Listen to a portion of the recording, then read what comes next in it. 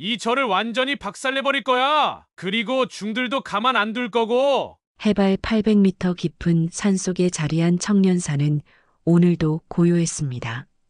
새벽 4시 천년을 이어온 목탁 소리가 산간을 울려 퍼지며 하루가 시작되었어요. 용지 스님은 다른 스님들과 함께 대웅전에서 새벽 예불을 올리고 있었습니다. 나무 아미타불 관세음 보살, 경건한 연불 소리가 절 안을 가득 채웠어요. 28살의 용지 스님은 항상 겸손한 자세로 수행에 임했습니다. 15년째 이곳에서 지내온 그는 누구보다 청년사를 사랑했어요. 예불이 끝나고 각자 소임을 맡아 하루 일과를 시작했습니다. 용지 스님은 경내 청소를 담당했어요. 낙엽을 쓸고 화단을 정리하며 마음의 평화를 느꼈습니다. 주지 스님은 70대의 고령이었지만 여전히 정정했고 다른 스님들도 모두 평화로운 일상에 만족하고 있었어요.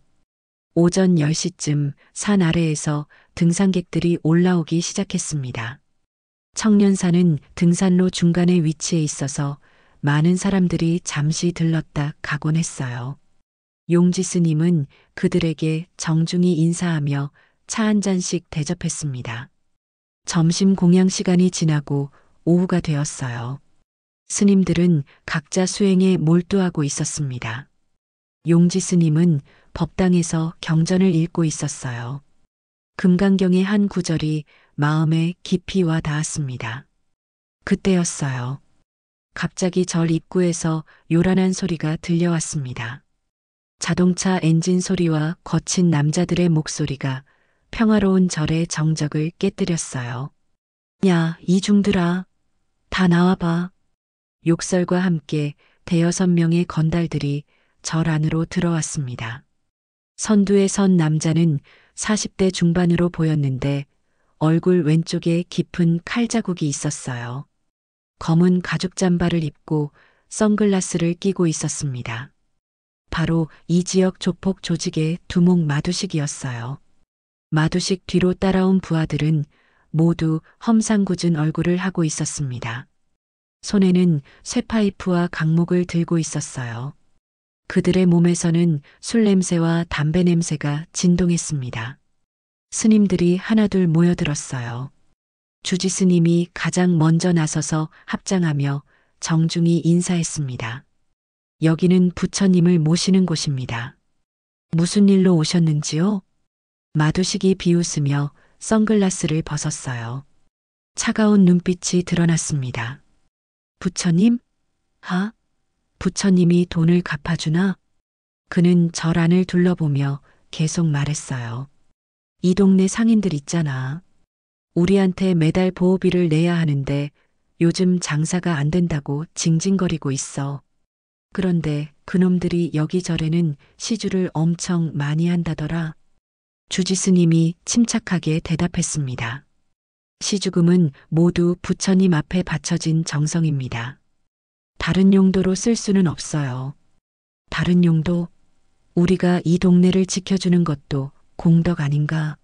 그럼 우리도 그 공덕에 동참해야지. 마두식의 말에 부하들이 웃어댔습니다. 용지 스님은 뒤에서 조용히 상황을 지켜보고 있었어요. 그의 두 손이 서서히 주먹으로 쥐어지고 있었습니다.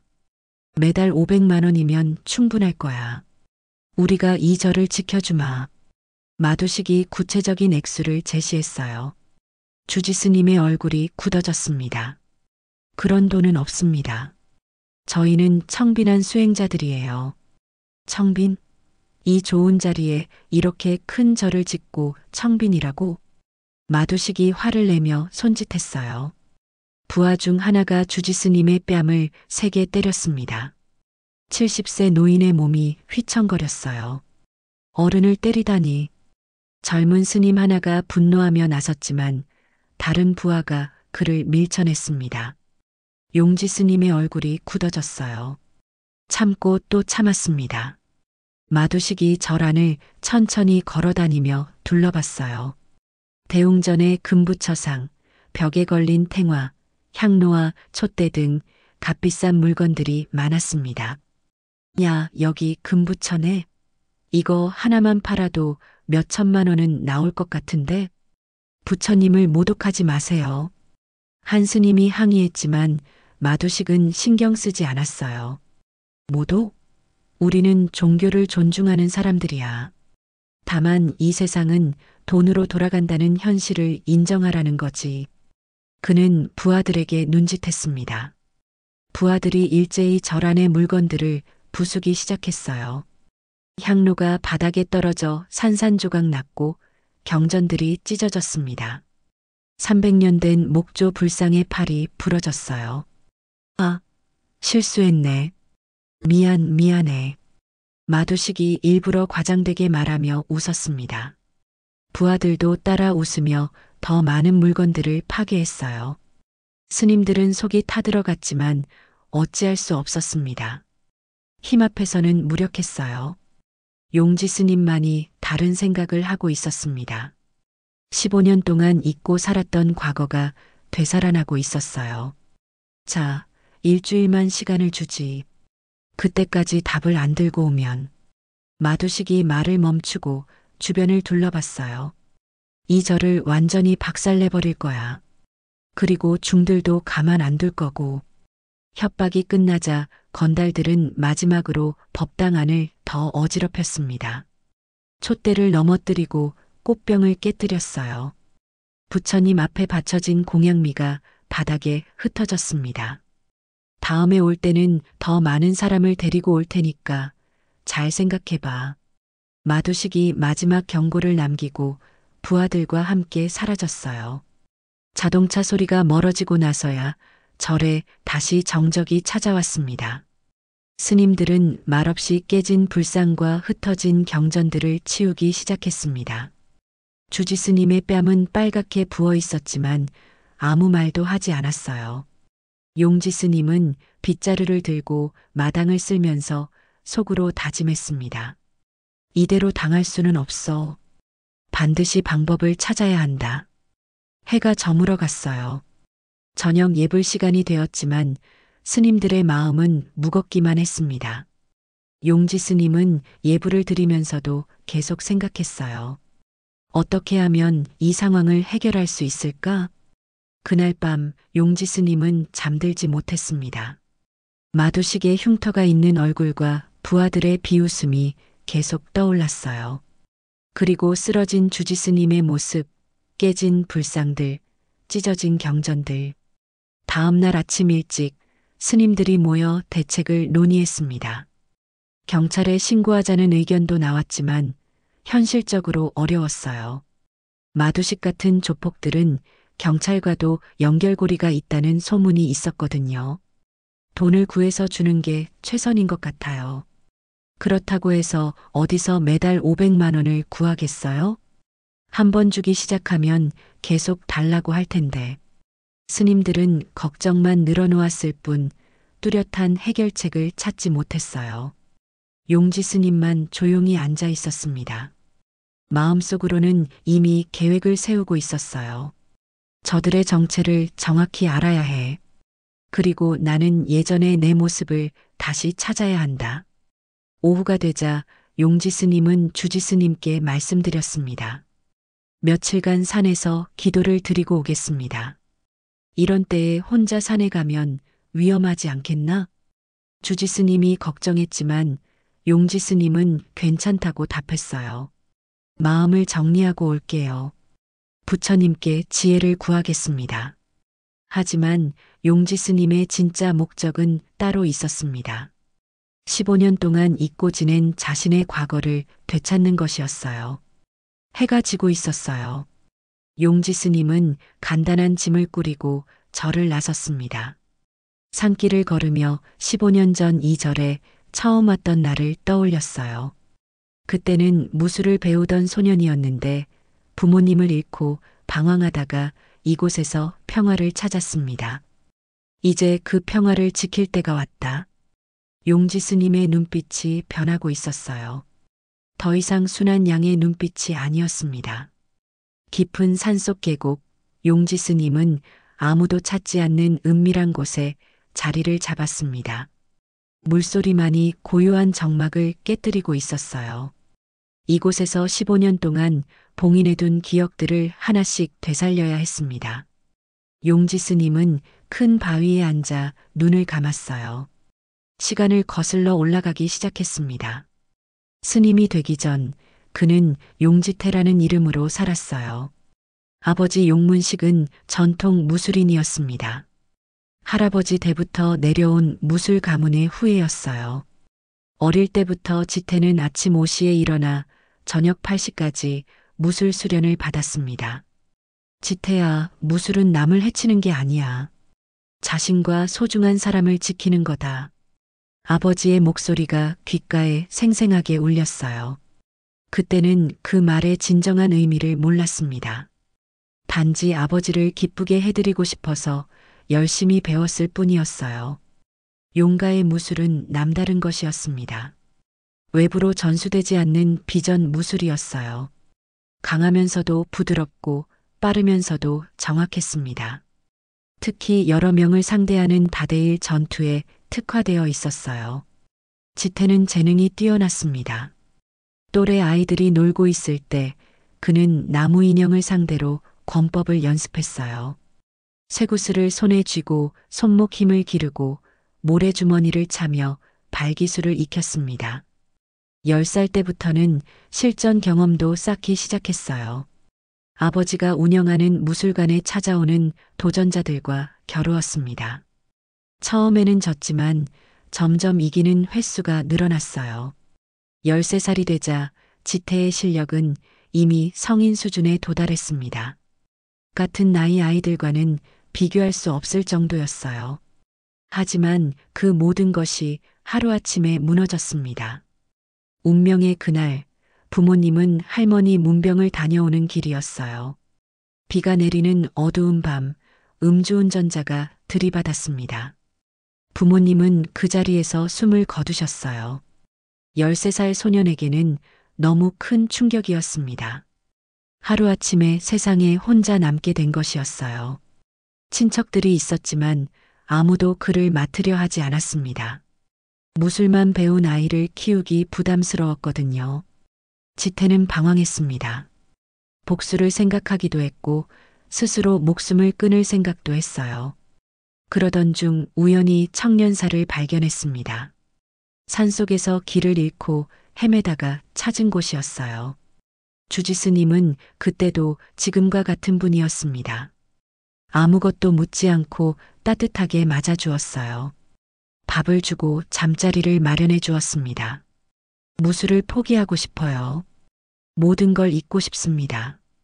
지태가 울먹이며 말하자 주지스님은 고개를 끄덕였어요. 그럼 이곳에서 새로운 삶을 시작해 보거라. 부처님이 너에게 평안을 주실 거야. 그렇게 용지태는 용지스님이 되었습니다. 무술은 완전히 봉인했어요. 15년 동안 단 한 번도 무술을 사용하지 않았습니다. 이제 용지스님은 그 기억들을 모두 되살렸어요. 계곡물에서 세수를 하고 승복을 벗었습니다.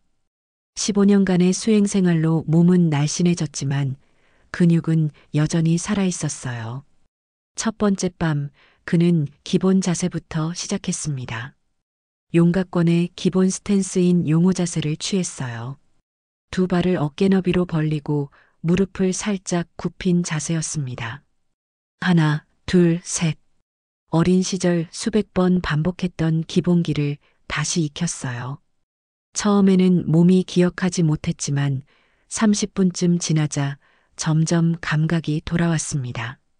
이어서 기본 권법인 직권, 후크, 어퍼컷 동작을 연습했어요. 팔의 움직임이 어색했지만 계속 반복하자 부드러워졌습니다. 발차기도 마찬가지였어요. 앞차기, 옆차기, 뒤차기를 차례로 연습했습니다. 첫날 밤 3시간 동안 연습한 후 용지스님은 온몸이 욱신거렸어요. 15년 만에 하는 무술 수련이라 몸이 따라주지 않았습니다. 하지만 포기하지 않았어요. 이틀째 되자 몸의 반응이 달라졌어요. 잠들어 있던 근육들이 깨어나기 시작했습니다. 주먹을 쥐는 힘이 강해지고 발차기의 속도가 빨라졌어요. 몸이 예전의 기억을 되찾아가고 있었습니다. 셋째 날부터는 본격적인 실전 연습을 시작했어요. 굵은 소나무를 상대로 연속 공격을 퍼부었습니다. 직권, 후크, 어퍼컷을 연속으로 날렸어요. 처음에는 손가락이 아팠지만 점점 나무 껍질이 벗겨지기 시작했습니다. 발차기 연습도 했어요. 허공에서 연속 발차기를 하고 나무를 상대로 정확성을 기르는 연습을 했습니다. 옆차기로 나뭇가지를 꺾고 뒤차기로 나무줄기에 깊은 자국을 냈어요. 넷째 날에는 움직임 연습에 집중했습니다. 용각권의 핵심은 스피드와 유연성이었어요. 적의 공격을 피하면서 동시에 반격하는 기술이 중요했습니다. 계곡 주변의 바위들 사이를 뛰어다니며 몸놀림을 익혔어요. 좌우로 몸을 틀고 앞뒤로 스텝을 밟았습니다. 처음에는 비틀거렸지만 점차 안정되었어요. 물에 돌을 던져 연속으로 맞히는 연습도 했습니다. 정확성과 순발력을 기르는 훈련이었어요. 10개의 돌을 던져 9개를 맞힐 수 있게 되었습니다. 다섯째 날 밤 꿈속에서 아버지를 만났어요. 아버지는 지태가 무술을 연습하는 모습을 지켜보고 있었습니다. 그리고 미소를 지으며 고개를 끄덕였어요. 마치 지금의 선택을 응원하는 것 같았습니다. 아버지, 제가 제대로 하고 있는 건가요? 지태가 물었지만 아버지는 대답 대신 사라져버렸어요. 하지만 그 미소가 모든 걸 말해주고 있었습니다. 여섯째 날이 되자 용지 스님의 몸은 완전히 달라져 있었습니다. 15년 전의 감각이 70% 정도 회복되었어요. 물론 전성기만큼은 아니었지만 일반인들과는 비교할 수 없는 수준이었습니다. 이제 실전을 가정한 연습을 시작했어요. 여러 명의 적을 상대한다고 가정하고 움직였습니다. 첫 번째 적을 직권으로 제압하고 두 번째 적을 옆차기로 넘어뜨리고 세 번째 적을 뒤차기로 쓰러뜨리는 연속 동작을 연습했어요. 가상의 적들을 상대로 한 시뮬레이션 훈련이었습니다. 용각권의 핵심 기술인 연안격을 되살렸어요. 하나의 공격이 끝나자마자 바로 다음 공격으로 이어지는 연속기였습니다. 일곱째 날 아침 용지 스님은 계곡물에 비친 자신의 모습을 봤어요. 눈빛이 완전히 달라져 있었습니다. 더 이상 순한 스님의 눈빛이 아니었어요. 날카롭고 집중된 무술인의 눈빛이었습니다. 마지막 테스트를 해봤어요. 손가락 굵기의 나뭇가지를 정확히 부러뜨리는 것이었습니다. 15년 전에는 쉽게 할 수 있었던 일이었어요. 심호흡을 하고 집중했습니다. 탁! 나뭇가지가 깨끗하게 부러졌어요.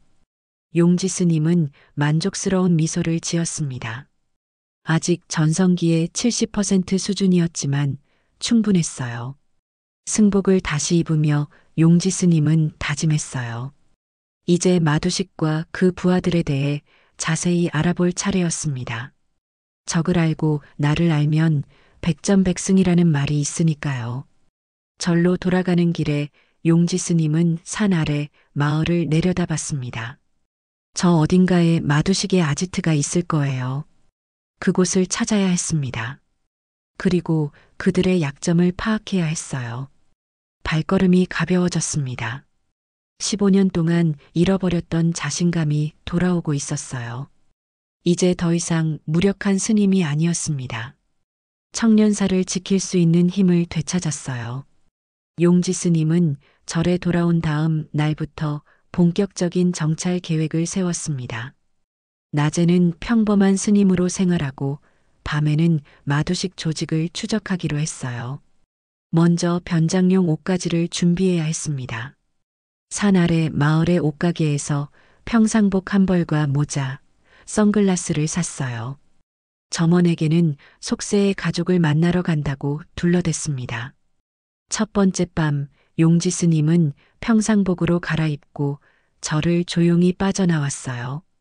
다른 스님들은 모두 잠들어 있었습니다. 산길을 내려가 시내 번화가로 향했어요. 건달들이 모이는 곳은 보통 술집이나 노래방, 노름장 근처였습니다. 용지 스님은 시내 중심가의 대형 술집 앞에서 관찰을 시작했어요. 밤 10시가 넘자 젊은 건달들이 하나둘 모이기 시작했습니다. 길 건너편 커피숍에 앉아서 그들을 지켜봤어요.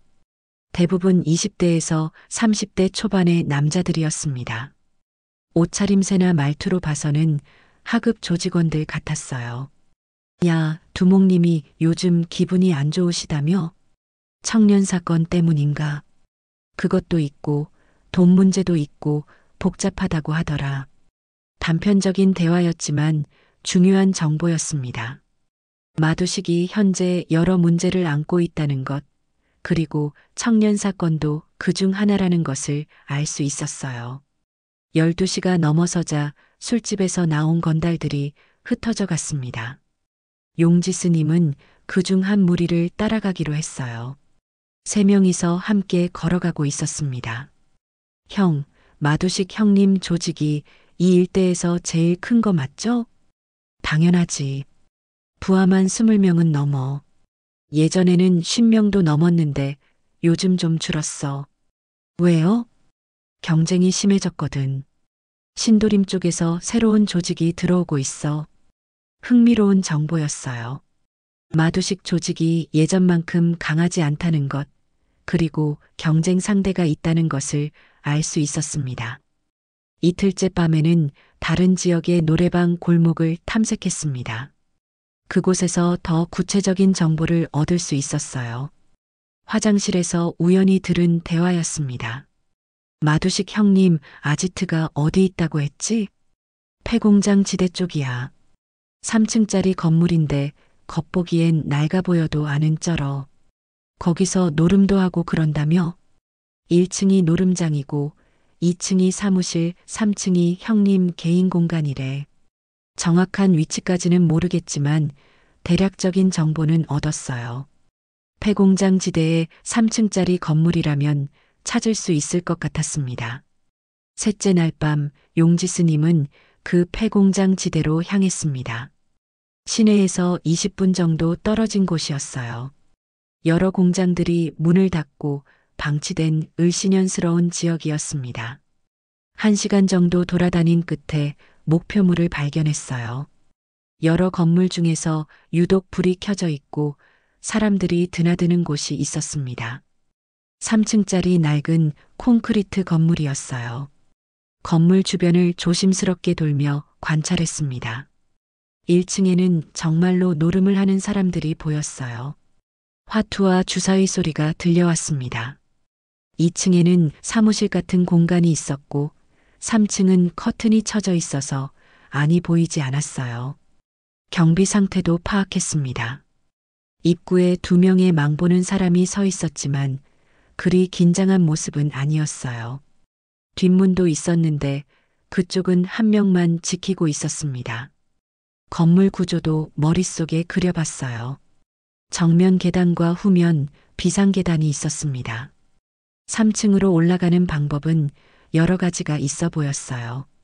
넷째 날에는 마두식의 개인적인 정보를 수집하기로 했습니다. 낮 시간에 인근 상점가를 돌아다니며 상인들과 자연스럽게 대화를 나눴어요.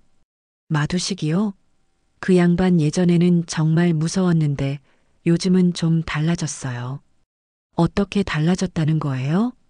나이가 들어서 그런지 예전만큼 날카롭지 않아요. 부하들 관리도 예전만큼 철저하지 않고 위험한 사람 아닌가요? 물론 위험하죠. 하지만 전성기 때와 비교하면 그때는 정말 이 동네 전체를 쥐고 흔들었거든요. 유용한 정보였어요. 마두식이 예전만큼 강하지 않다는 것을 여러 경로에서 확인할 수 있었습니다. 또 다른 상인에게서는 조직 내부 사정을 들을 수 있었어요. 부두목 자리가 비어 있다면서요? 맞아요. 김철수라는 사람이 부두목이었는데 한 달 전에 경쟁 조직과 싸우다가 크게 다쳤어요. 지금은 조직을 떠났다고 하더라고요. 그럼 지금은 마두식 혼자서 모든 걸 관리하는 건가요? 그런 셈이죠. 그래서 더 바쁘고 스트레스도 많이 받는 것 같아요. 이것은 매우 중요한 정보였어요. 부두목 자리가 비어 있다는 것은 조직에 침투할 수 있는 기회가 있다는 뜻이었습니다. 다섯째 날 밤 용지 스님은 마두식을 직접 확인하기 위해 아지트 근처까지 갔습니다. 건물에서 100m 떨어진 폐건물 뒤편에 숨어서 기다렸어요. 밤 11시쯤 검은색 승용차가 아지트 앞에 멈췄습니다. 마두식이 부하들과 함께 차에서 내렸어요. 실제로 다시 보니 절에서 봤을 때보다 더 위압적으로 보였습니다. 하지만 자세히 관찰해 보니 약점도 보였어요. 걸음걸이가 예전만큼 민첩하지 않았고 계단을 올라갈 때 약간 힘들어하는 모습을 보였습니다. 나이가 들면서 체력이 떨어진 것 같았어요. 마두식과 부하들의 대화도 일부 들을 수 있었습니다. 형님, 청년 사건은 언제 마무리할까요? 이번 달 안에 끝내자. 더 이상 끌 필요 없어. 이번에는 몇 명을 데리고 갈까요? 5명이면 충분해. 중들이 뭘 할 수 있겠어? 그들이 며칠 안에 청년사를 다시 습격할 계획이라는 것을 알 수 있었어요. 시간이 얼마 남지 않았습니다. 6째 날에는 마두식 조직의 일과와 패턴을 파악했습니다. 주로 오후에 활동을 시작해서 새벽까지 지속되었어요.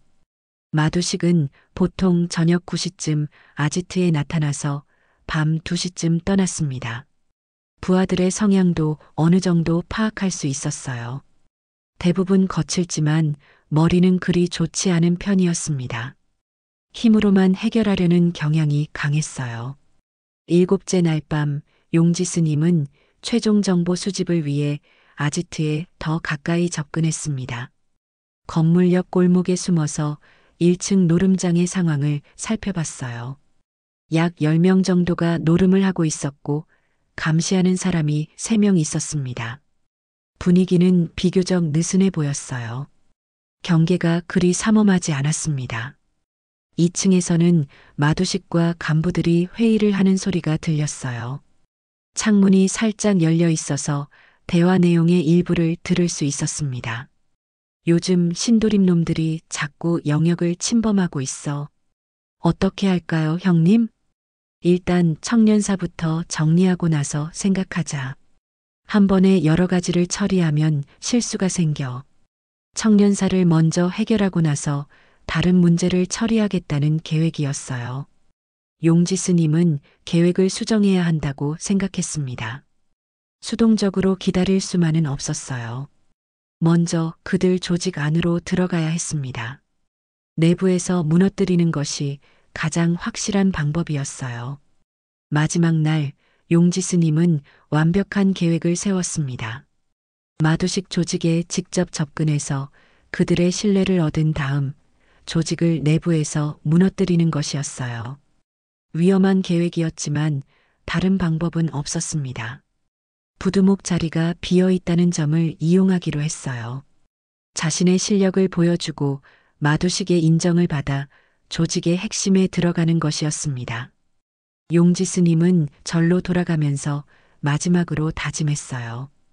이제 더 이상 용지 스님이 아니었습니다. 15년 전의 용지태로 돌아가야 했어요. 청년사와 스님들을 지키기 위해서라면 무엇이든 할 각오가 되어 있었습니다. 용지 스님은 완전히 다른 모습으로 변신했습니다. 평상복을 입은 채 야구 모자를 눌렀었어요. 15년 만에 다시 용지태가 된 것이었습니다. 거울 속 자신의 모습이 낯설었어요. 스님복을 벗고 나니 어깨가 더 넓어 보였고 눈빛도 달라져 있었습니다. 이제 순한 스님이 아닌 도전적인 젊은 남자의 모습이었어요. 마두식 조직원들이 자주 출입하는 술집 앞에서 기회를 기다렸습니다. 지난 일주일간의 관찰로 그들의 패턴을 완벽히 파악하고 있었어요. 오후 8시쯤이면 하급 조직원들이 나타날 것이었습니다. 시간이 되자 예상대로 익숙한 얼굴들이 나타났어요. 저를 습격했던 부하들 중 셋이었습니다. 김강철, 박민수, 이동호라는 이름도 알아냈어요. 모두 마두식의 오랜 부하들이었습니다. 용지태는 심호흡을 한 번 하고 계획을 실행에 옮겼어요. 일부러 그들 앞을 지나가며 가장 덩치가 큰 김강철의 어깨를 세게 부딪혔습니다. 너 지금 뭐 하는 거야? 김강철이 화를 내며 용지태의 팔을 잡았어요. 다른 행인들이 쳐다보기 시작했습니다. 죄송합니다. 실수였어요. 용지태가 차분하게 사과했지만 김강철은 물러서지 않았어요. 실수? 이 새끼가 우리를 봤으면서 일부러 부딪힌 거 아냐? 그게 아닙니다. 정말 실수예요. 실수든 뭐든 사과로 끝날 일이 아니야. 너 뭐 하는 놈이야? 김강철이 용지태의 옷깃을 잡으려 할 때였어요. 용지태가 번개같이 움직였습니다. 김강철의 손목을 잡고 살짝 비틀었어요. 아! 김강철이 비명을 지르며 무릎을 꿇었습니다. 간단한 관절기였지만 효과는 확실했어요. 뭐야, 이 새끼. 박민수와 이동호가 동시에 달려들었습니다. 하지만 용지태는 침착했어요. 박민수의 주먹을 피하면서 동시에 그의 복부에 가벼운 일격을 날렸습니다. 박민수가 쓰러지는 동안 이동호가 발차기를 시도했어요. 용지태는 그의 다리를 잡고 밀어내며 균형을 무너뜨렸습니다. 이동호도 바닥에 나동그라졌어요. 모든 일이 30초도 안 되어 끝났습니다. 3명의 건달이 모두 바닥에 쓰러져 있었어요. 주변 사람들이 놀란 눈으로 지켜보고 있었습니다. 형님들, 괜찮으신가요? 용지태는 일부러 존댓말을 쓰며 쓰러진 사람들을 일으켜 세웠어요. 김강철은 당황스러워했습니다. 자신들을 이렇게 쉽게 제압한 사람이 오히려 정중하게 대하니까요. 너 뭐 하는 놈이야? 왜 우리를 도와주냐? 그냥 싸움은 좋아하지 않아서요. 어릴 때 택견을 좀 배웠을 뿐입니다. 거짓말이었지만 자연스럽게 했어요. 택견이라고 하면 전통 무술이라 위협적으로 느껴지지 않을 것 같았습니다. 택견? 그게 뭐야? 우리나라 전통 무술이에요. 할아버지가 가르쳐 주셨어요. 이때 술집에서 마두식이 나왔어요. 부하들의 소란을 듣고 나온 것 같았습니다. 그는 쓰러져 있는 부하들과 태연히 서 있는 용지태를 번갈아 봤어요. 뭔 일이야, 강철아? 형님, 이놈이. 김강철이 상황을 설명하려 했지만 용지태가 먼저 입을 열었어요. 안녕하세요. 제가 실수로 어깨를 부딪혀서 작은 오해가 있었습니다. 마두식이 용지태를 자세히 살펴봤어요. 키도 크고 체격도 좋았지만 겉보기에는 평범한 젊은이였습니다. 하지만 자신의 부하 셋을 제압한 실력은 심상치 않았어요. 재밌는 놈이네. 이름이 뭐야? 용지태입니다. 나이는 28입니다. 뭘 하고 사는 놈이야? 용지태는 미리 준비한 답변을 했어요. 건설 현장에서 일합니다. 요즘 일이 없어서 고민이에요. 마두식의 눈이 번뜩였습니다. 마침 부두목 자리가 비어있던 터라 실력 있는 사람을 찾고 있었거든요. 게다가 일자리를 찾고 있다니 더욱 좋았어요. 지태야, 우리 조직에 관심 없나? 조직이라면. 용지태가 잠시 고민하는 척했습니다. 너무 쉽게 승낙하면 의심받을 수 있었거든요. 걱정 마. 나쁜 일 안 시킨다. 그냥 우리 사업을 도와달라는 거야. 돈도 건설 현장보다 훨씬 많이 줄 수 있고. 어떤 일을 하는 건가요? 음식점이나 노래방 같은 곳의 안전을 책임지는 일이야.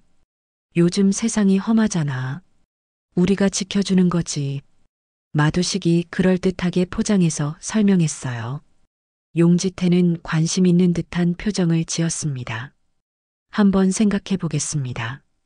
좋아. 급할 것 없어. 내일 저녁에 다시 만나자. 마두식이 명함을 건네주며 미소를 지었어요. 명함에는 대한건설 대표 마두식이라고 적혀 있었습니다. 겉으로는 건설회사 사장인 척하고 있었어요. 제 번호도 드릴게요.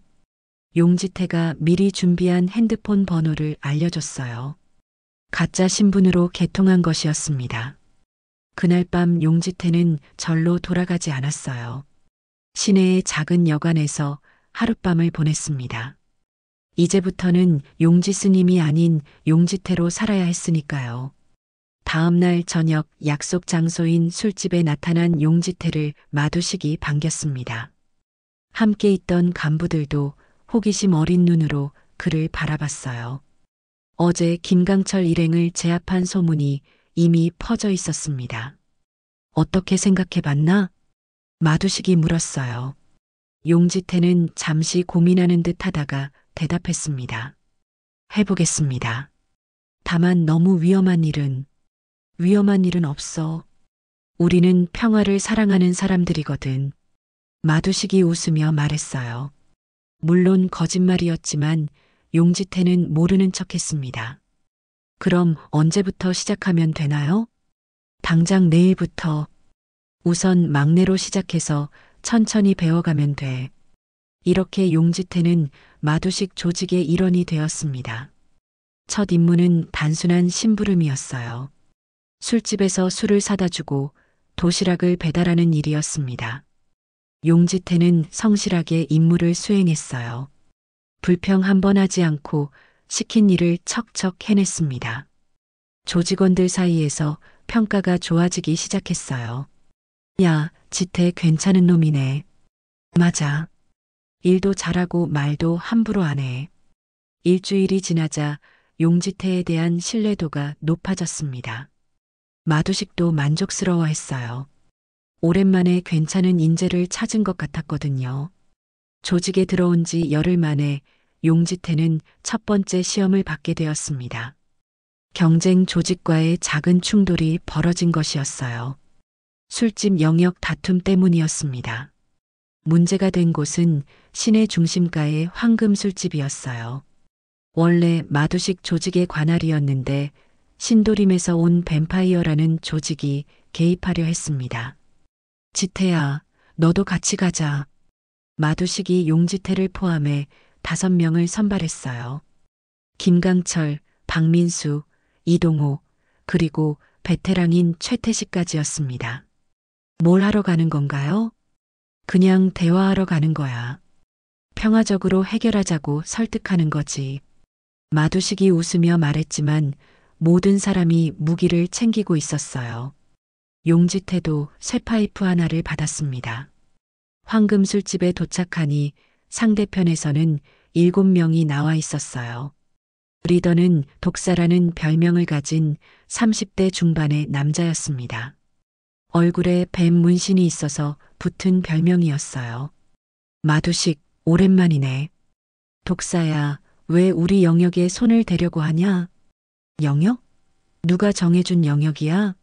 여기는 원래 중립지대였잖아. 양쪽이 대치하는 상황이 벌어졌어요. 긴장감이 흘렀지만 아직은 대화로 해결하려는 분위기였습니다. 독사야, 이 일대는 우리가 3년째 관리하고 있어. 갑자기 와서 개입하는 건 예의가 아니지. 시대가 바뀌었어, 마두식.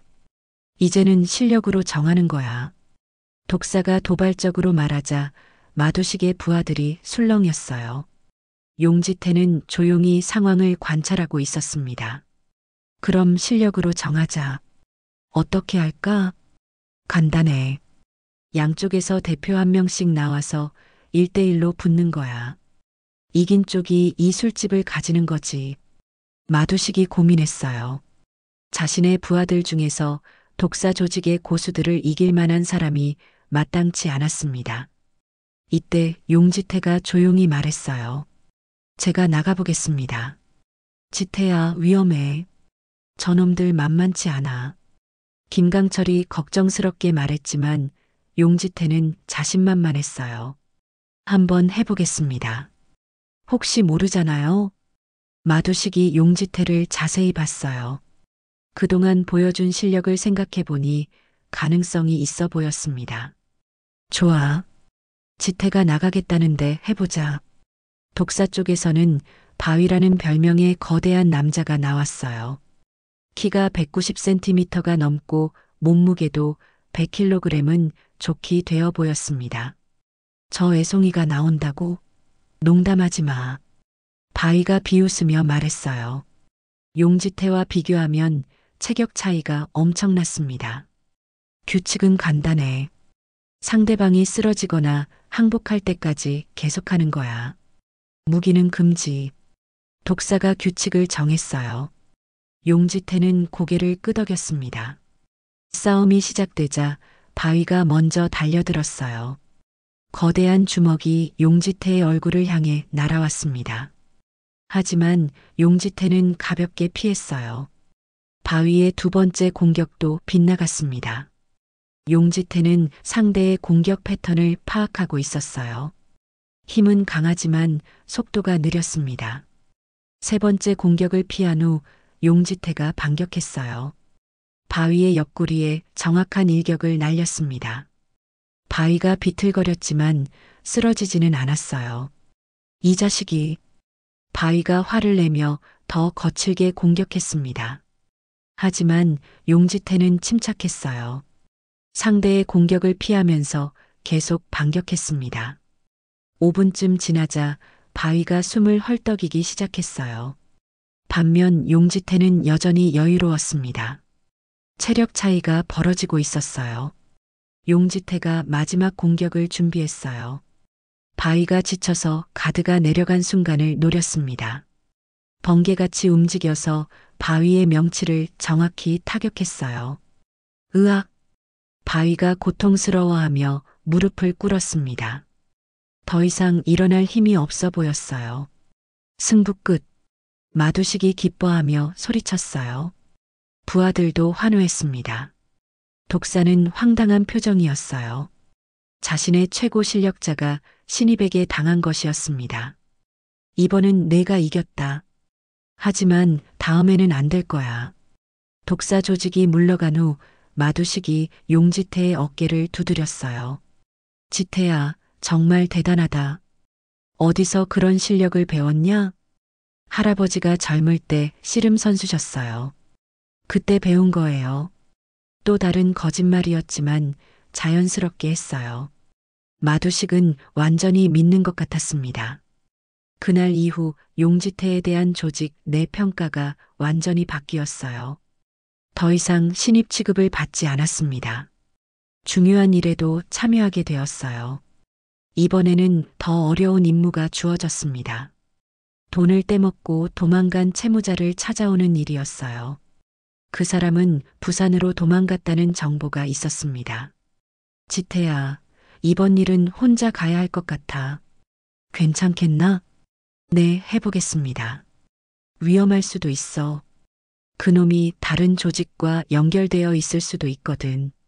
마두식이 걱정했지만 용지태는 자신 있게 대답했어요. 부산으로 향하는 기차 안에서 용지태는 계획을 세웠습니다. 무작정 찾아다닐 수는 없었어요. 효율적인 방법이 필요했습니다.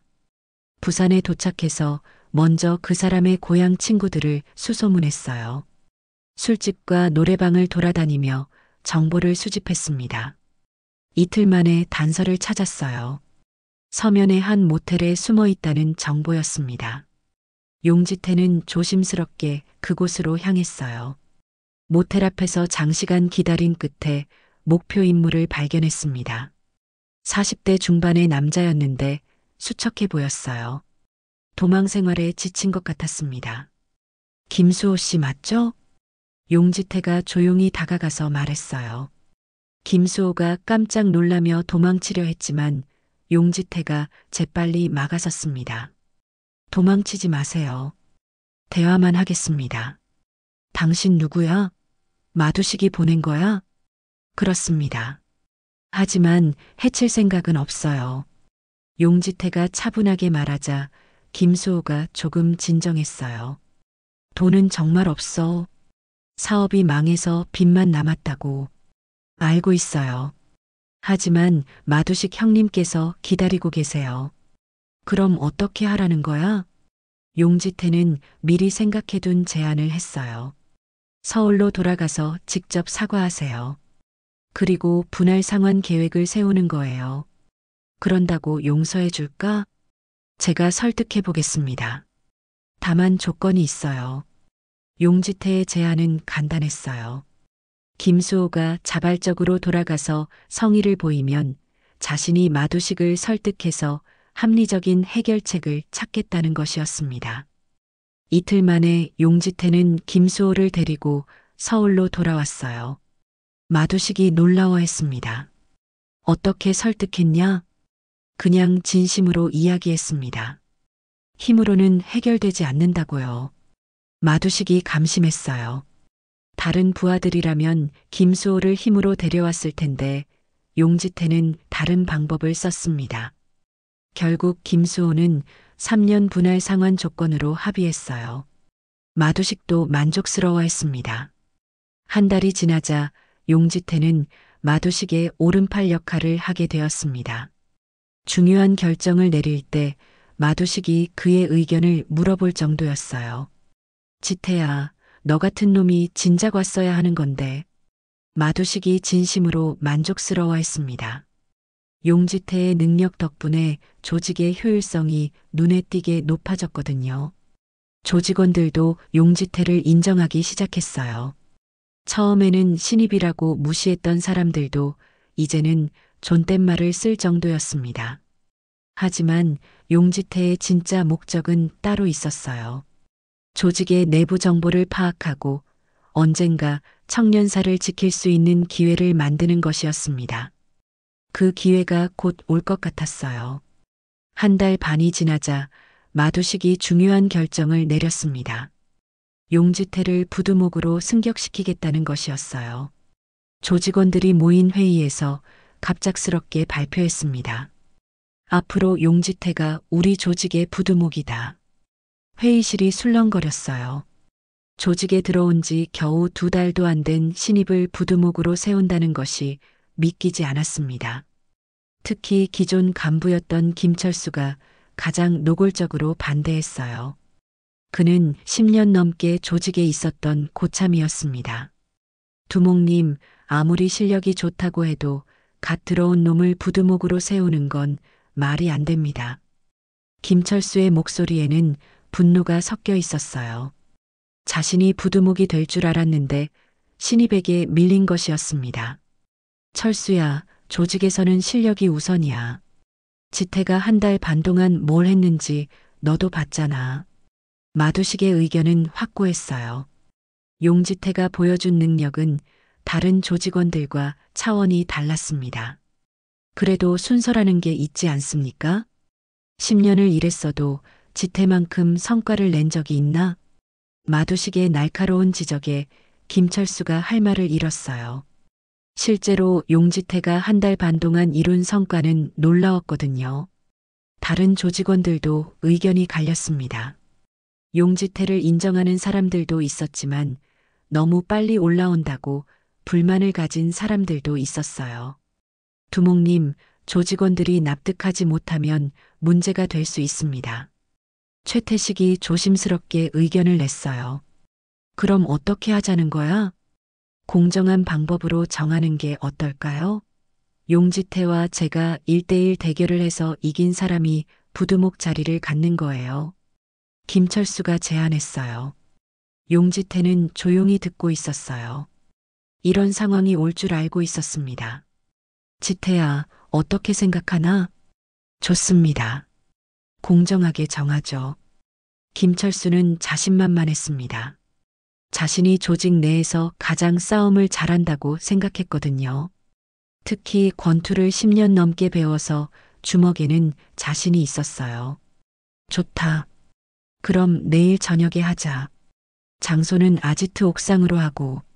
마두식이 결정을 내렸어요. 그날 밤 용지태는 여관에서 혼자 생각했어요. 김철수의 실력을 과소평가할 수는 없었습니다. 10년간 조직에서 살아남은 것만으로도 그의 능력을 인정해야 했어요. 다음 날 저녁 아지트 옥상에 조직원들이 모두 모였습니다. 마두식도 의자에 앉아서 관전 준비를 했어요. 긴장감이 흘렀습니다. 김철수는 이미 운동복으로 갈아입고 몸을 풀고 있었어요. 근육질의 몸에 자신감이 넘쳐 보였습니다. 반면 용지태는 평상복 차림으로 조용히 서 있었어요. 규칙은 간단하다. 상대방이 항복하거나 의식을 잃을 때까지 계속하는 거야. 무기는 금지고. 마두식이 규칙을 설명했어요. 조직원들이 둘러싸고 지켜보는 가운데 대결이 시작되었습니다. 김철수가 먼저 움직였어요. 권투에서 배운 스텝을 밟으며 거리를 재었습니다.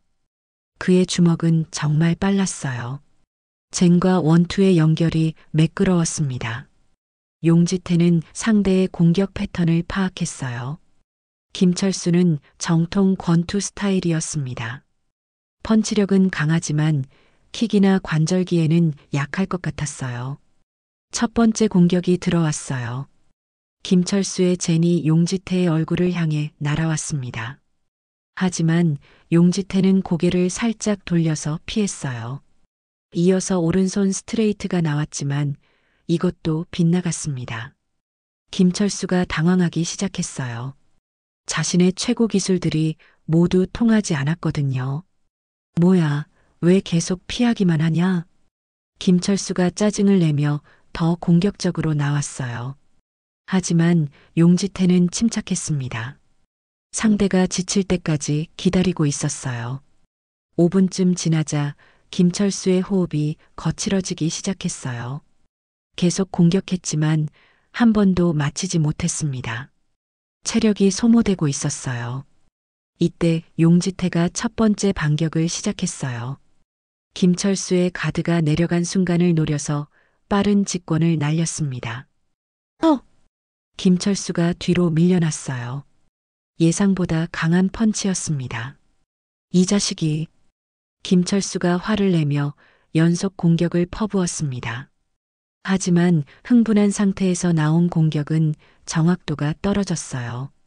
용지태는 상대의 오른손 스트레이트를 피하면서 동시에 카운터를 날렸습니다. 김철수의 옆구리에 정확히 들어갔어요. 김철수가 고통스러워하며 비틀거렸어요. 이번에는 용지태가 주도권을 잡았습니다. 연속으로 정확한 펀치들이 김철수를 강타했어요. 복부, 옆구리, 명치순으로 타격이 이어졌습니다. 김철수가 점점 방어에만 급급해졌어요. 마지막에 용지태가 관절기를 걸었습니다. 김철수의 오른팔을 잡고 비틀면서 압박했어요. 권투만 배운 김철수로서는 대응할 방법이 없었습니다. 항복한다. 김철수가 소리쳤어요. 더 이상 버틸 수가 없었습니다. 조직원들이 박수를 쳤습니다. 이제 용지태의 실력을 의심하는 사람은 아무도 없었어요. 좋다. 오늘부터 용지태가 우리 조직의 공식 부두목이다. 마두식이 선언했습니다. 조직원들이 용지태에게 인사를 했어요. 이제 그는 마두식 다음 가는 서열 2위가 되었습니다. 부두목이 된 용지태는 더 많은 권한을 갖게 되었습니다. 조직의 모든 일에 관여할 수 있었고 마두식이 없을 때는 그가 조직을 이끌었어요. 조직의 재정 상황도 파악할 수 있게 되었습니다. 생각보다 수입이 많지 않았어요. 여러 업소에서 받는 보호비가 주 수입원이었는데 경쟁 조직의 견제로 점점 줄어들고 있었습니다. 지태야, 이제 내가 내 오른팔이야. 뭔가 좋은 아이디어 없나? 마두식이 조직 운영에 대해 조언을 구했어요. 우선 기존 사업을 안정화시키는 게 중요할 것 같습니다. 그리고 새로운 수입원을 찾아야 해요. 며칠 후 부두목 취임식을 간소하게 치렀어요. 조직원들이 모여서 용지태의 승진을 축하했습니다. 술자리가 이어졌고 분위기는 화기애애했어요. 김철수도 패배를 인정하고 용지태에게 협조하겠다고 약속했어요. 지태 형님, 앞으로 잘 부탁드려요. 젊은 조직원들이 용지태에게 인사했어요. 이제 그는 완전히 조직의 핵심 인물이 되었습니다. 하지만 용지태의 마음속에는 다른 계획이 있었어요. 부두목이 된 것은 시작에 불과했습니다. 취임식이 끝나고 마두식과 단둘이 이야기할 기회가 있었습니다. 두목님, 제가 하나 제안하고 싶은 게 있습니다. 뭔데? 저번에 말씀하신 그 절 말이에요. 청년사 있죠. 마두식의 눈이 번뜩였습니다. 아, 그거 아직 안 끝난 일이지. 이번 주 안에 마무리하는 게 어떨까요? 너무 오래 끌면 우리 위신에도 좋지 않고. 좋은 생각이네. 그럼 내가 직접 처리해 볼래? 네, 맡겨주세요. 용지태의 눈빛이 변했어요. 드디어 기회가 온 것이었습니다. 부두목이 된 지 사흘 후 용지태는 마두식에게 청년사 접수 계획을 상세히 보고했습니다. 마두식의 사무실에서 둘만의 비밀 회의가 열렸어요. 두목님, 청년사는 생각보다 가치가 있는 곳입니다. 용지태가 미리 조사한 자료를 펼쳐 보였어요. 물론 대부분 거짓 정보였지만 그럴듯하게 꾸몄습니다. 일단 위치가 좋아요. 등산객들이 많이 지나다니는 곳이라 관광 사업으로도 활용할 수 있고 땅값도 계속 오르고 있어요. 그래, 얼마나 오르고 있는데? 작년 대비 30% 정도 상승했다고 들었습니다. 마두식의 눈이 반짝였어요. 돈 이야기가 나오자 관심을 보이기 시작했습니다. 그리고 절 자체의 문화재 가치도 있어요. 300년 된 건물들이 여러 채 있고 불상들도 상당한 값어치가 있다고 하더라고요. 문화재면 함부로 손댈 수 없는 거 아냐? 표면상으로는 그렇죠. 하지만 우리가 관리하면서 관광객들에게 입장료를 받는다든지 기념품을 판다든지 하는 방법이 있어요. 용지태는 마두식의 탐욕을 자극하는 방향으로 설명했어요. 사실 이 모든 것이 청년사를 습격하게 만들기 위한 거짓말이었습니다. 그럼 구체적으로 어떻게 할 건데? 우선 스님들을 완전히 쫓아내야 해요. 그들이 있으면 우리가 자유롭게 활동할 수 없거든요. 쫓아낸다고? 어떻게? 압박을 가하는 거죠. 이번에는 더 많은 사람을 데리고 가서 확실하게 겁을 주는 거예요. 마두식이 고개를 끄덕였어요. 합리적인 계획 같아 보였습니다. 몇 명이나 데리고 갈 생각이야? 10명 정도면 충분할 것 같아요. 너무 많이 가면 오히려 문제가 될 수 있고. 좋아. 그럼 언제 갈 건데? 이번 주 금요일이 어떨까요? 용지태는 일부러 금요일을 제안했어요. 그날은 청년사에서 원래 법회가 열리는 날이었습니다. 좋다. 금요일에 가자. 마두식이 결정을 내렸어요. 용지태는 속으로 안도했습니다. 그럼 누구를 데리고 갈까요? 내가 정해. 부두목이니까 내 판단에 맡기겠어. 용지태는 신중하게 인원을 선별했어요.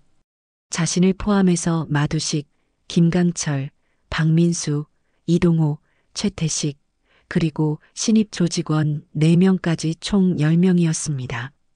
특히 신입들을 많이 포함시킨 이유가 있었어요. 나중에 상황이 벌어졌을 때 그들이 가장 당황할 것이고 제압하기도 쉬울 것이었거든요. 화요일부터 본격적인 준비가 시작되었어요. 용지태는 조직원들에게 작전을 브리핑했습니다. 이번 임무는 단순합니다. 청년사에 가서 스님들을 설득하는 거예요. 구체적으로는 어떤 협력 관계인가요? 최태식이 질문했어요. 그들이 저를 우리에게 맡기고 우리가 관리비를 지불하는 방식입니다. 윈윈하는 거죠. 물론 거짓말이었지만 조직원들은 믿었어요. 만약 거절하면 설득을 계속합니다. 무력은 정말 마지막 수단이에요. 용지태는 계속 평화적 해결을 강조했어요.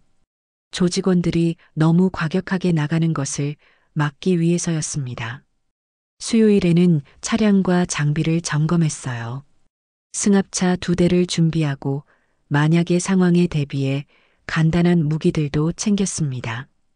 용지태는 일부러 쇠파이프와 강목보다는 위험용 도구들을 선택했어요. 목요일 밤 용지태는 마지막으로 계획을 점검했어요. 모든 것이 준비되었습니다. 내일이면 15년 만에 청년사로 돌아가게 되는 것이었어요. 하지만 이번에는 스님이 아닌 조직의 부두목으로 가는 것이었습니다. 복잡한 심정이었어요. 주지 스님과 다른 스님들이 다치지 않게 해야 한다고 다짐했습니다. 자신이 모든 걸 통제할 수 있을 거라고 믿었어요.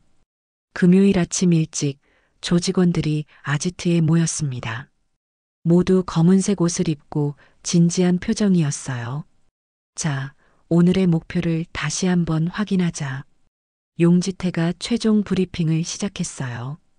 우리는 청년사에 가서 스님들과 협상을 하는 거다. 목적은 그들을 설득해서 우리와 협력 관계를 맺는 것이다. 그럼 언제부터 시작하면 되나요? 당장 내일부터 가능하다면 좋겠지만 그들도 준비할 시간이 필요하니까 일주일 정도는 줘야겠지. 조직원들이 고개를 끄덕였어요. 오전 10시 2대의 승합차가 아지트를 출발했어요. 용지태는 첫 번째 차에 마두식과 함께 탔고 나머지 조직원들은 두 번째 차에 나누어 탔습니다. 산길을 올라가면서 용지태는 창밖을 바라봤어요. 15년 전에 처음 이 길을 걸었을 때가 떠올랐습니다. 그때는 절망에 빠진 소년이었는데 이제는 조직의 부두목이 되어 돌아가고 있었어요. 지태야, 긴장되나? 마두식이 물었어요. 조금은요. 첫 번째 큰 임무니까. 걱정 마. 너 실력이면 충분해. 차가 청년사에 가까워질수록 용지태의 심장이 빨리 뛰었어요. 곧 오랜 스승인 주지스님을 다시 만나게 될 것이었습니다. 하지만 이번에는 적으로 만나야 했어요. 모든 게 계획대로 되기를 아무도 다치지 않게 해달라고 속으로 부처님께 기도했습니다. 아이러니하게도 부처님을 위협하러 가면서 부처님께 기도하고 있는 것이었어요. 오전 11시 30분 2대의 차가 청년사 입구에 도착했어요. 법회 때문에 다른 차들도 여러 대 주차되어 있었습니다. 도착했다. 모두 준비됐나? 마두식이 확인했어요. 그럼 가자. 기억해, 우리는 협상하러 가는 거다. 용지태가 마지막으로 당부하며 차에서 내렸어요. 15년 만에 청년사 귀환이 시작되었습니다. 절 입구에 일주문이 보였어요. 청년사라고 쓰인 현판이 그대로 있었습니다. 모든 것이 예전과 같았지만 용지태의 신분은 완전히 달라져 있었어요. 조직원들이 일렬로 늘어서서 절 안으로 들어갔습니다. 법회에 참석한 불자들이 놀란 눈으로 그들을 바라봤어요. 검은 옷을 입은 남자들의 등장이 심상치 않아 보였거든요. 용지태는 마음을 가다듬었어요. 이제 시작이었습니다. 모든 것을 끝낼 수 있는 마지막 기회였어요. 청년사 대웅전암 마당에 조직원들이 일렬로 늘어섰습니다. 법회가 한창 진행 중이던 스님들과 불자들이 모두 놀란 눈으로 그들을 바라봤어요. 마두식이 앞서 나가며 위압적인 분위기를 연출했습니다.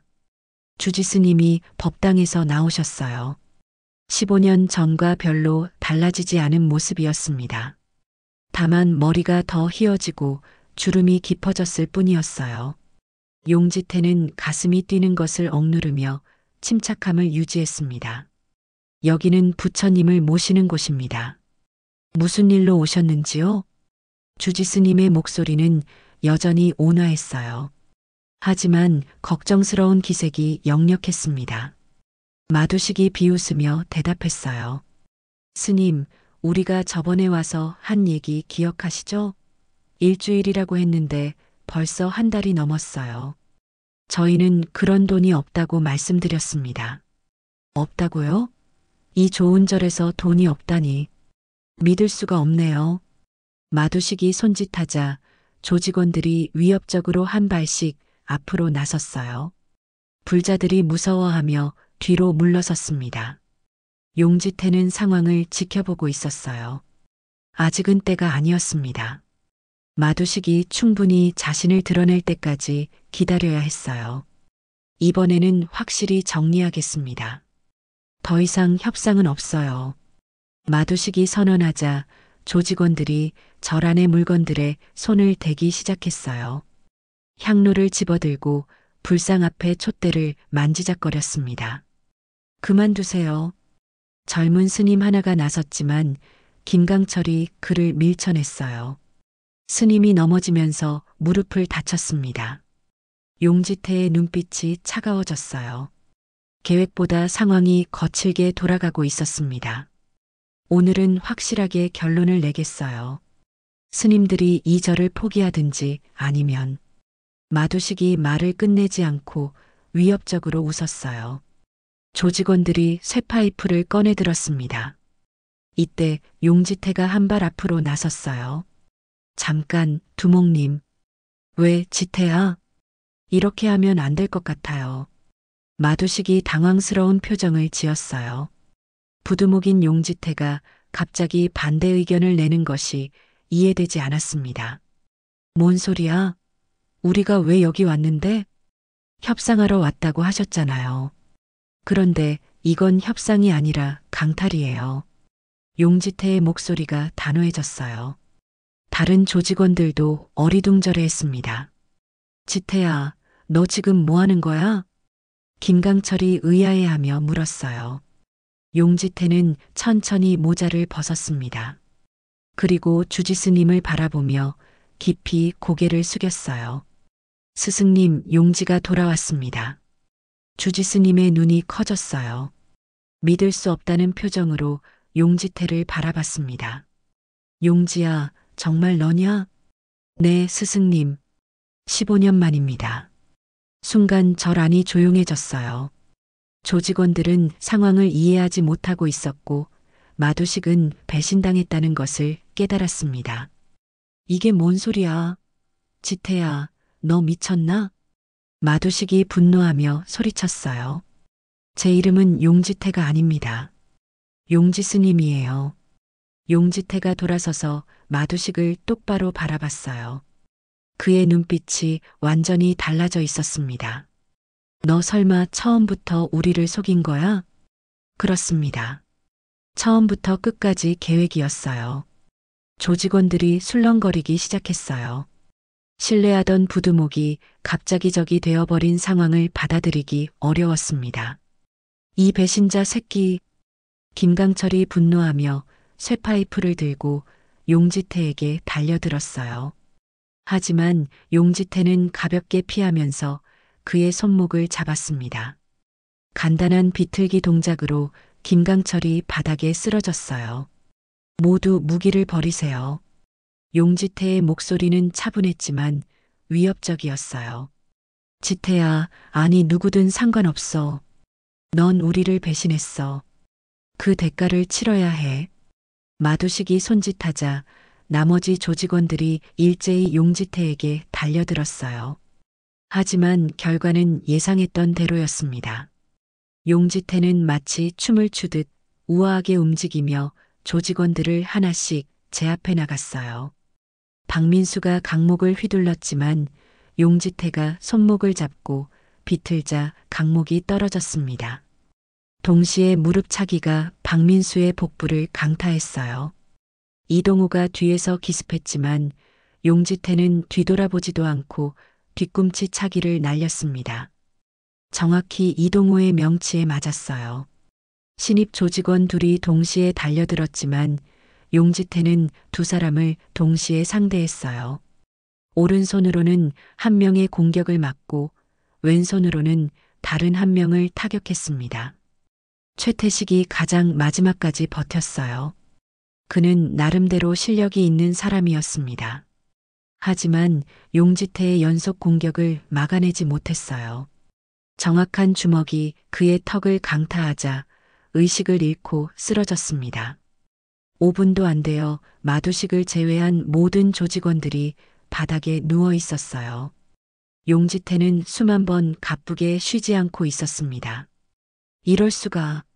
마두식이 믿을 수 없다는 표정으로 중얼거렸어요. 왜 그렇게 놀라세요? 제가 부두목이 된 이유가 실력 때문이라고 하셨잖아요. 용지태가 천천히 마두식에게 다가갔어요. 너 도대체 뭐야? 정체가 뭐냐고. 말씀드렸잖아요. 용지 스님입니다. 이 청년사에서 15년간 수행한 스님이에요. 마두식의 얼굴이 창백해졌어요.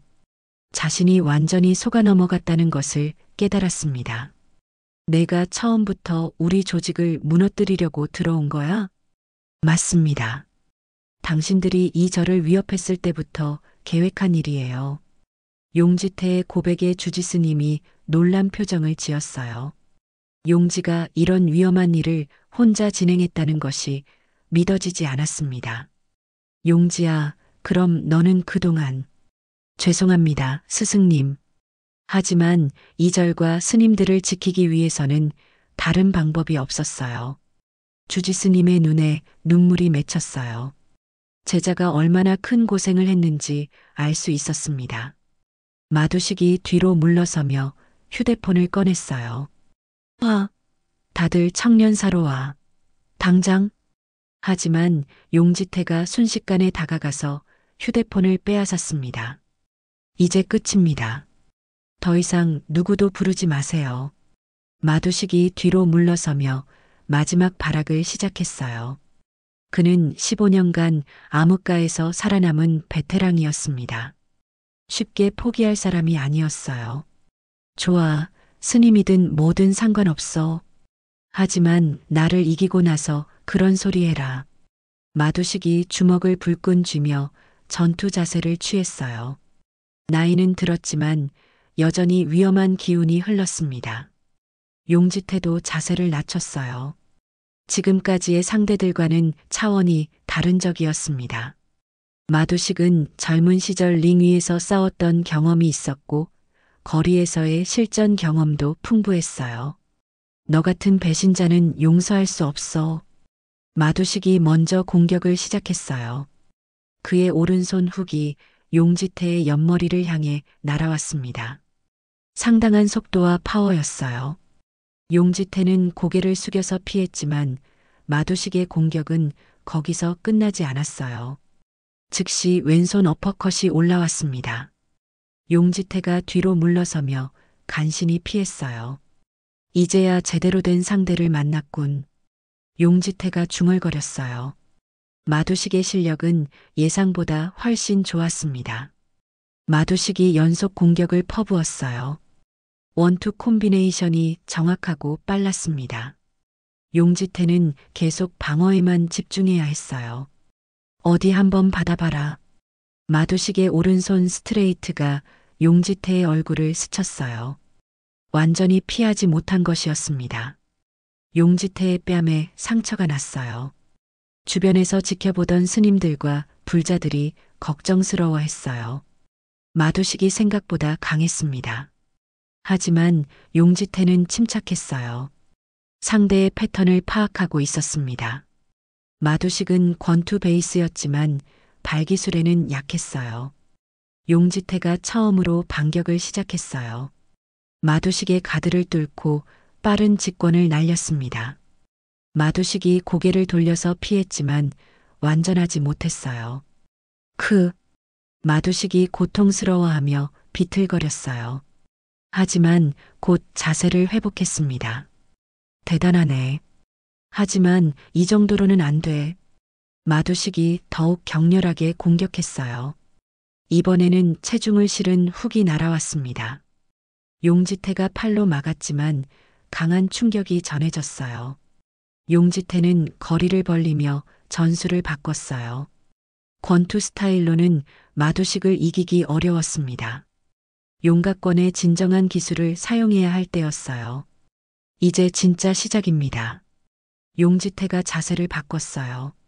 무게중심을 낮추고 양손을 자연스럽게 벌렸습니다. 용각권의 기본 자세였어요. 마두식이 다시 공격해왔지만 이번에는 달랐어요.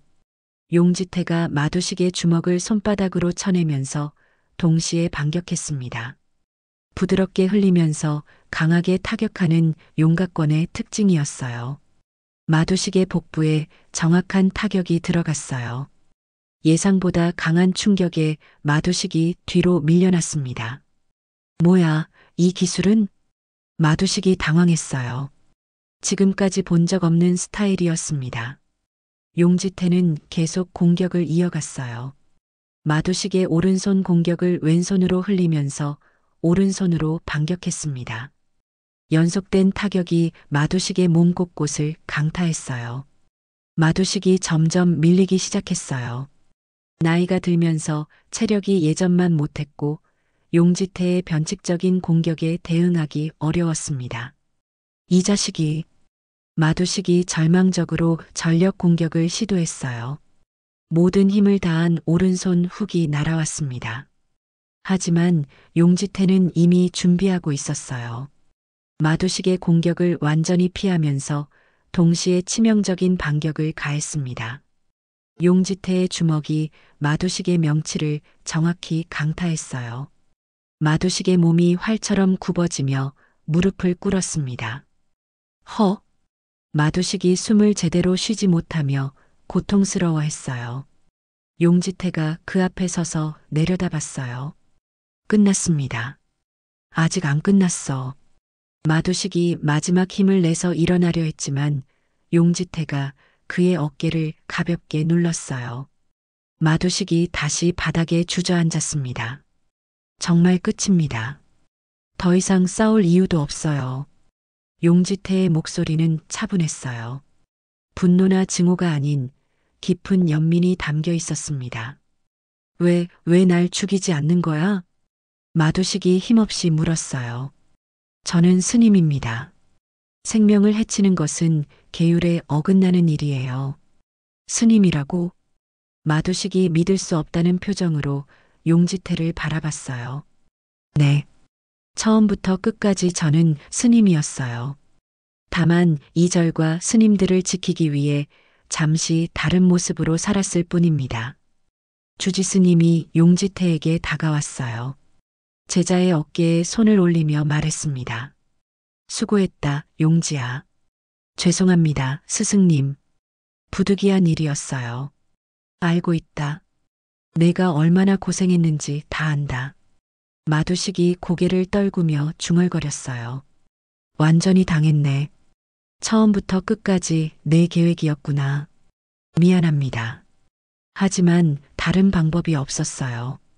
용지태가 진심으로 사과했어요. 마두식이 천천히 일어났어요. 싸울 힘은 남아있지 않았지만 의식은 또렷했습니다. 좋아, 내가 졌어. 하지만 이걸로 끝이라고 생각하지 마. 우리 조직이 가만히 있지 않을 거야. 조직은 이미 끝났어요. 용지태가 단호하게 말했어요. 뭔 소리야? 당신이 없으면 조직은 자연스럽게 해체될 거예요. 그리고 저는 당신을 경찰에 신고할 생각입니다. 마두식의 얼굴이 절망적으로 변했어요. 모든 것을 잃게 된 것이었습니다. 하지만 조건이 있어요. 조건? 앞으로 이런 일을 다시는 하지 않겠다고 약속한다면 경찰 신고는 보류하겠습니다. 마두식이 용지태를 다시 봤어요. 자신을 완전히 제압한 상대가 마지막에 자비를 베풀고 있었습니다. 왜 그런 제안을 하는 거야? 누구든지 새로 시작할 기회는 있어야 한다고 생각해요. 마두식이 한참 고민했어요. 그리고 천천히 고개를 끄덕였습니다. 알겠어. 약속하지. 다시는 이런 일은 안 하겠어. 정말입니까? 스님한테 거짓말하면 벌 받을 것 같으니까. 마두식이 쓸쓸하게 웃었어요. 용지태가 쓰러진 조직원들을 차례로 깨웠어요. 모두 정신을 차리자 상황을 설명했습니다. 조직은 해체되고 각자 새로운 삶을 찾아야 한다고 했어요. 조직원들은 어리둥절해했지만 반항할 힘이 없었어요. 용지태의 압도적인 실력을 직접 경험했기 때문이었습니다. 모두 이곳을 떠나세요. 그리고 평범한 사람으로 살아가세요. 용지태의 당부에 조직원들이 하나둘 저를 떠나기 시작했어요. 마두식이 가장 마지막에 일어났습니다. 스님, 정말 미안했어. 마두식이 용지태에게 고개를 숙였어요. 괜찮습니다. 모두 과거의 일이에요. 마두식과 조직원들이 모두 떠나고 나자 청년사에 다시 평화가 찾아왔어요. 하지만 아직 끝나지 않았습니다. 진정한 평화는 이제부터 시작이었어요. 마두식과 조직원들이 모두 사라지고 나자 청년사에는 깊은 정적이 흘렀습니다. 법회에 참석했던 불자들은 여전히 믿기 어렵다는 표정으로 용지태를 바라보고 있었어요. 방금 전까지 조직의 부두목으로 보였던 사람이 실제로는 이절의 스님이었다는 사실이 충격적이었습니다. 용지태는 대웅전 앞에 서서 깊은 숨을 내쉬었어요. 2달간의 긴 계획이 드디어 끝났습니다. 하지만 몸보다 마음이 더 지쳐 있었어요. 15년간 지켜온 계율을 어기면서까지 해야 했던 일들이 무겁게 다가왔습니다. 주지스님이 조용히 다가와서 용지태의 어깨에 손을 올렸어요. 용지야, 이제 모든 게 끝났다. 네, 스승님. 하지만 제가 한 일들이 너는 이 절과 모든 사람들을 지켰다. 부처님께서도 내 마음을 아실 거야. 용지태의 눈에 눈물이 맺혔어요. 스승의 따뜻한 위로가 얼마나 그리웠는지 몰랐습니다. 다른 스님들도 하나둘 다가왔어요. 처음에는 어색해했지만 곧 용지를 따뜻하게 맞아주었습니다. 15년간 함께 생활한 동료들이었거든요. 용지 스님, 정말 고생 많으셨습니다. 어떻게 그런 위험한 일을 혼자서 걱정이 얼마나 되었는지 아세요? 스님들의 걱정 어린 목소리에 용지태는 미안함을 느꼈어요. 자신의 계획을 아무에게도 말하지 않고 진행했던 것이 옳았는지 의문이 들었습니다. 법회에 참석했던 불자들도 차례로 인사를 드리고 돌아갔어요. 오늘 본 일이 평생 잊지 못할 경험이 될 것 같았습니다. 어떤 분은 용지태에게 감사 인사를 전하기도 했어요. 해가 서쪽으로 기울어가고 있었어요. 용지태는 홀로 경내를 걸어다니며 지난 2달간의 일들을 정리했습니다. 마두식 조직에 들어가서 부두목까지 올라간 것, 그들의 신뢰를 얻기 위해 했던 모든 거짓말들, 가리고 꽁들의 대결까지 모든 것이 꿈 같았어요. 하지만 몸에 남은 상처들이 그것이 현실이었음을 증명했습니다. 저녁 예불 시간이 되었어요. 용지태는 승복으로 갈아입고 법당으로 향했습니다.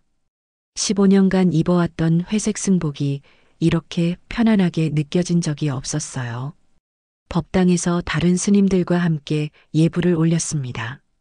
목탁 소리와 연불 소리가 마음을 평온하게 해주었어요. 마두식 조직에 있을 때는 절대 들을 수 없었던 소리들이었습니다. 예불이 끝나고 주지스님이 말씀하셨어요. 오늘 우리는 큰 위험에서 벗어났습니다. 용지 스님의 희생과 용기 덕분이에요. 하지만 이제 다시 평범한 일상으로 돌아가야 합니다. 그것이 진정한 승리일 거예요. 스님들이 모두 고개를 끄덕였어요. 주지 스님의 말씀이 맞았습니다. 진정한 평화는 일상의 회복에서 시작되는 것이었어요. 그날 밤 용지태는 자신의 방에서 혼자 앉아 있었어요. 2달 만에 다시 돌아온 방은 예전 그대로였습니다. 책상 위의 경전들, 벽에 걸린 불화, 작은 창문으로 들어오는 달빛까지 모든 것이 그리웠어요. 하지만 마음은 복잡했습니다.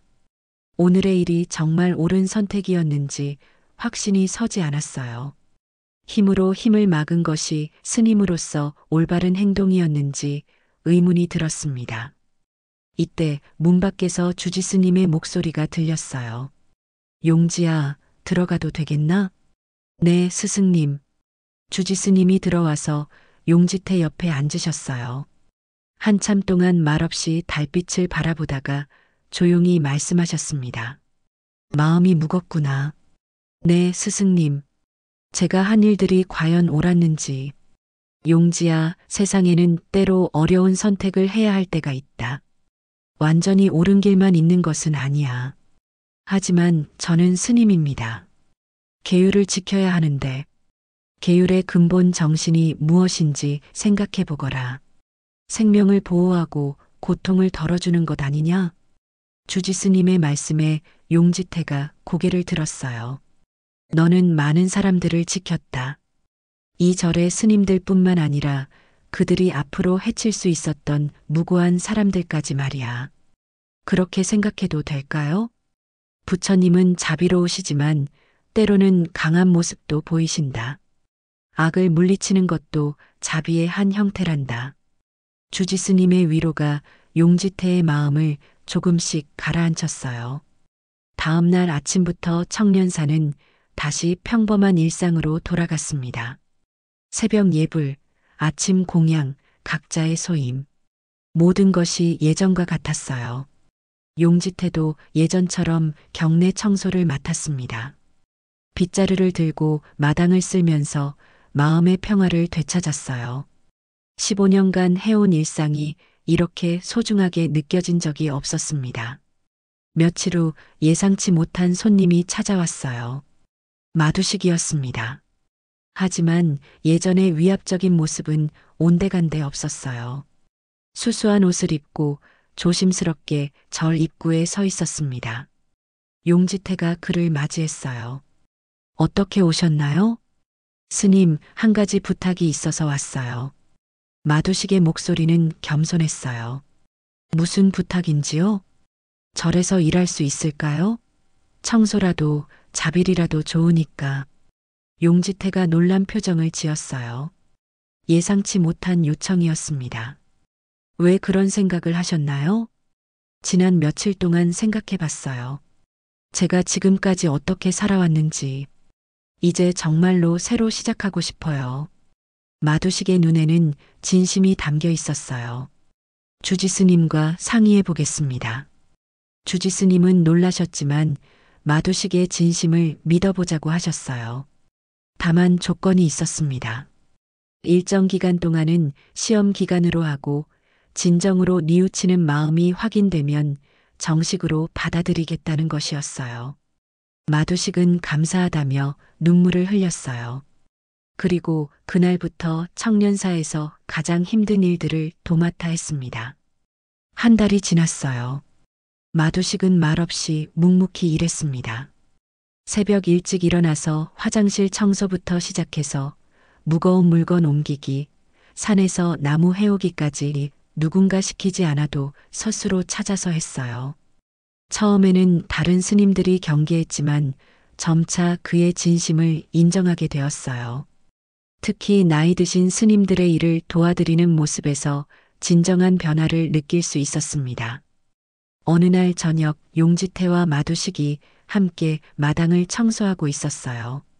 스님, 정말 감사해요. 저 같은 사람을 받아주신 것만으로도 과거는 중요하지 않아요. 지금 어떻게 사느냐가 중요하죠. 제가 정말로 변할 수 있을까요? 이미 변하고 있잖아요. 마두식이 감동스러운 표정을 지었어요. 계절이 바뀌어 가을이 되었어요. 청년사 주변의 단풍이 아름답게 물들었습니다. 많은 등산객들이 찾아와서 절의 아름다움에 감탄했어요. 그 중에는 예전에 마두식 조직의 조직원이었던 사람들도 있었어요. 김강철, 박민수, 이동호. 그들은 각자 새로운 직업을 찾아서 성실하게 살고 있었습니다. 용지 스님, 안녕하세요. 김강철이 정중하게 인사했어요. 그는 이제 건설 현장에서 일하고 있었습니다. 잘 지내시는군요. 네, 덕분에 새로운 삶을 살고 있어요. 정말 감사합니다.